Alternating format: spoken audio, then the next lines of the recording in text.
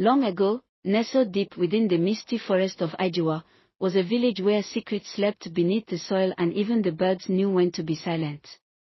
There, in the center of the village square, stood a shrine. And in the shrine, a drum. It was carved from the trunk of an ancient Iroko tree, its skin made from the hide of a lion that had once terrorized the 7 hills. This was no ordinary drum. It was said to hold the voice of a fallen god, one who had bargained with death and lost. It had not been struck in 70 years. And it was never to be touched, especially not at midnight. Every market day, a blind man named Baba Oro sat at the edge of the square, telling stories to children in exchange for small calabashes of palm wine. His eyes were milky, his cane carved with strange symbols, and his stories, too detailed to be just tales. One day, a curious boy named Claude asked him, "Baba, why won't the elders play the drum during festivals?" Baba Oro's voice dropped to a whisper. "Because that drum has teeth. And if it is struck at midnight, it speaks. Not with sound, but with secrets. Secrets that kill." The children laughed. But Claude didn't. That night, the drum began to hum. It was a gentle thump. Soft. Barely there. But in the silence of midnight, it was unmistakable. Thump. Thump. Thump. People turned in their sleep. Babies whimpered. Dogs growled at the shadows. And in the shrine, though no one stood near, the drum pulsed faintly. By dawn, the village healer's hut was silent. Her bangles lay scattered, her head wrap untouched. Those who entered felt the air tremble, as if something had screamed and vanished. The elders summoned Baba Oro. They feared him, but they respected him more. "Old man," Chief Iken began, "you warned us. The drum has spoken. What must we do?" Baba Oro's milky eyes blinked slowly.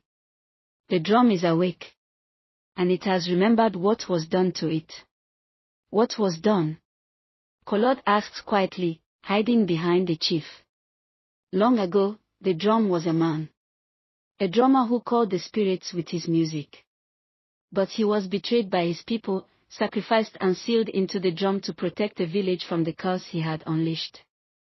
Now, he was taking his revenge, one soul at a time."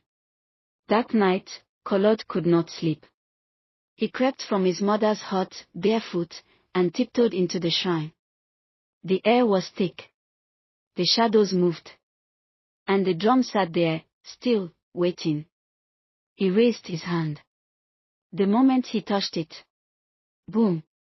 The sound threw him backward. But in his head, he heard a voice.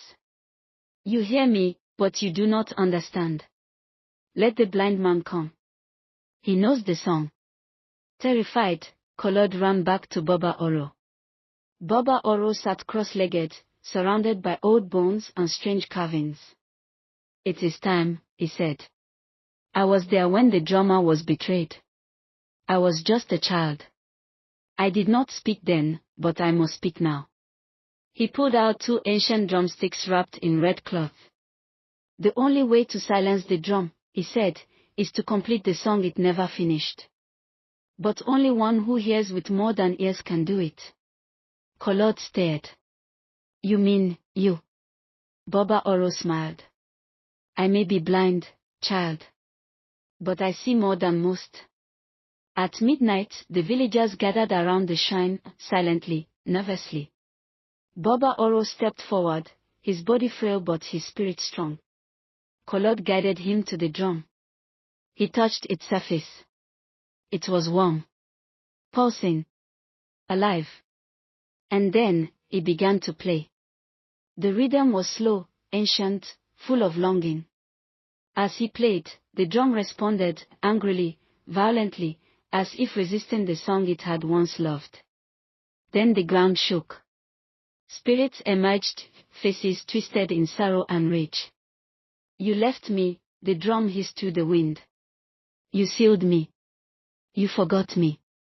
Baba Oro whispered. "We remember now. And we are sorry." The song built to a climax. One final beat. Boom. A burst of light. Then silence. The drum cracked down the middle, its magic broken. Baba Oro fell backward, breathless but alive. From that day, no one vanished again. The shrine was sealed, the drum buried beneath the Iroko tree from which it came. Kolod grew to be the village's greatest storyteller. And though Baba Oro passed not long after, his cane now stands in the square as a reminder. Not all drums are meant to be played. And not all stories are meant to be heard. Unless you are ready to listen with your soul.